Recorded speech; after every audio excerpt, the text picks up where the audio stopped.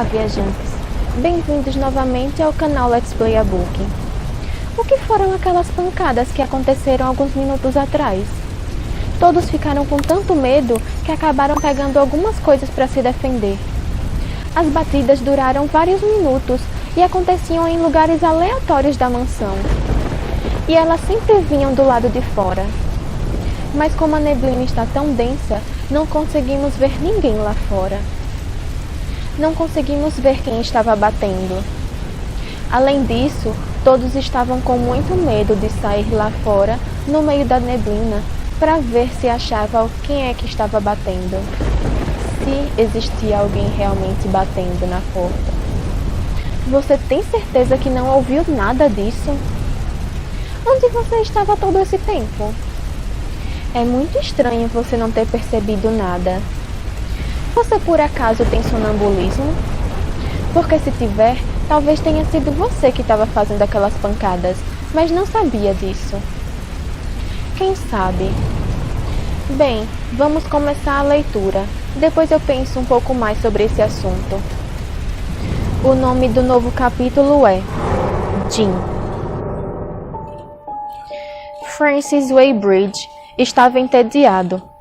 Seu pai, Arthur Weybridge, se incomodava profundamente com aquele tédio, mas, sendo um bom inglês pacato, expressava seu incômodo murmurando e cantarolando uma pequena melodia para si mesma e batendo os pés no cascalho, ao lado da mesa. Os dois Weybridge, pai e filho, estavam sentados no jardim de chá, ao lado das poças de carpas sagradas, na cidade de Ufa, no sudeste da Turquia, nos dias crepusculares do Império Otomano. O sol já havia desaparecido por trás dos minaretes, e as andorinhas se reuniam para descansar entre os ramos das árvores ao redor, fazendo um alvoroço barulhento onde estavam pousadas. Não consigo entender como alguém consegue se entediar, comentou o Sr. Weybridge. Você está na cidade que já foi conhecida como Edessa, onde nasceu Abraão, um lugar mencionado tanto na Bíblia quanto no Alcorão.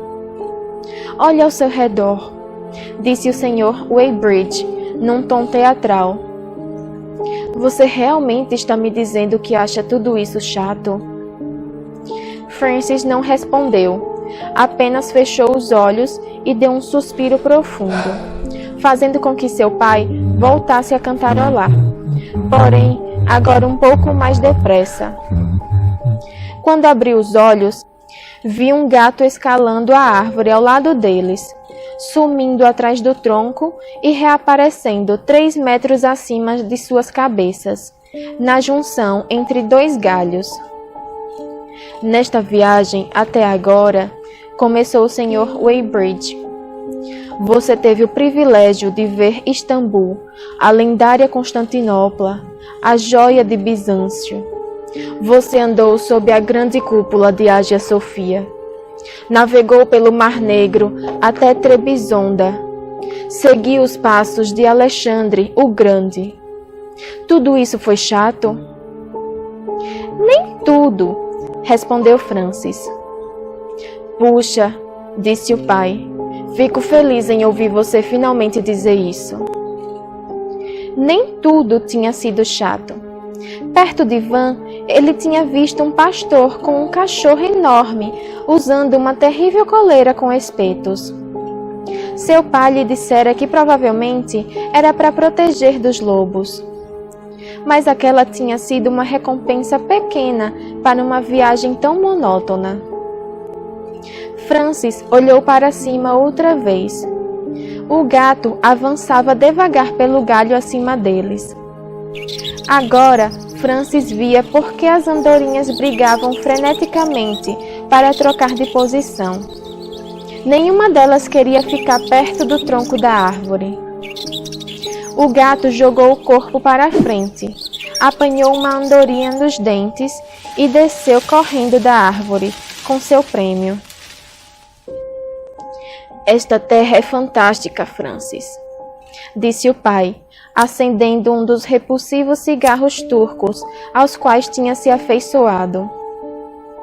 Ondas e mais ondas de civilizações já se espalharam por este solo, e ainda assim há algo de primitivo neste lugar. Judeus, cristãos e muçulmanos já viveram aqui e deixaram sua marca. Porém, existe sempre a força de alguma coisa mais velha, mais sombria, mais misteriosa. Você sabe que havia pagãos em Harã até o século XII? Francis aprendera que qualquer resposta resultaria numa palestra. Por isso, ficou em silêncio. Harã era uma cidade ali perto que eles tinham visitado na semana anterior. Era cheia de casas em formatos de colmeias e era mencionada na Bíblia. Ele ficara sentado à sombra, olhando o pai desenhar, enquanto crianças os azucrinavam, pedindo doces. Foi ali que alguém contou a Arthur Weybridge sobre uma vila que também era muito antiga e pitoresca, porém aonde ninguém nunca ia. Eles iam visitar a vila amanhã e Francis não estava ansioso. Seu pai pagou pelas bebidas e os dois andaram de volta ao hotel.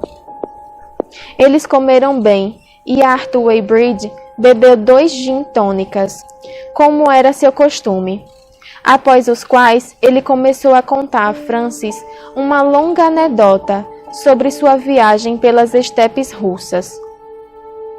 A história envolvia um cossaco e um cachorro de 3 pernas, e Arthur já a contara em Erzurum. Estou cansado, pai, disse Francis, ficando de pé. Acho que vou me deitar. Boa ideia, concordou o pai, acabando com o resto do gin. Nós temos um dia cansativo pela frente. Então, boa noite, Francis. Boa noite, pai. Eles partiram de manhã após um desjejum de pão, mel e azeitonas. Mehmet, o genro do gerente do hotel, os conduziu para fora de Urfa a uma velocidade vertiginosa, numa exuberante carruagem preta que ele contou ter ganhado de um francês 2 anos atrás, num jogo de gamão. A vila ficava numa trilha que brotava da estrada principal, que cortava o deserto rumo à Síria. O pai de Francis pretendia desenhar as casas tradicionais e as ruínas romanas que havia ali perto. Porém, ao chegarem, viram policiais parados por toda parte. Mehmet disse a eles que ficassem na carruagem e foi descobrir o que estava acontecendo. Momentos depois, voltou com um homem que se apresentou como chefe de polícia e lhes disse que acontecera um acidente horrível, que um menino tinha sido atacado por um animal selvagem, um cachorro selvagem provavelmente, e morrera de forma trágica. Ele não podia ser responsável pela segurança deles enquanto a fera estivesse à solta.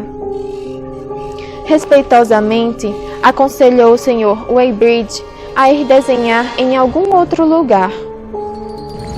Enquanto Mehmet dava meia volta com a carruagem, Francis viu o cadáver embaixo de um cobertor, uma mão sangrenta exposta. Também tinha visto os olhares nos rostos das crianças postadas entre as casas e se perguntou que segredos estariam escondendo. Para ele, era evidente que elas estavam escondendo alguma coisa. Na verdade, Francis teve a nítida impressão de que mesmo o chefe de polícia estava mentindo para eles. Distintamente, ouvi um garoto dizer "Gin". Quem sabe o menino não havia sido morto por animais, mas sim por um pai bêbado, e eles estavam tentando encobrir o escândalo.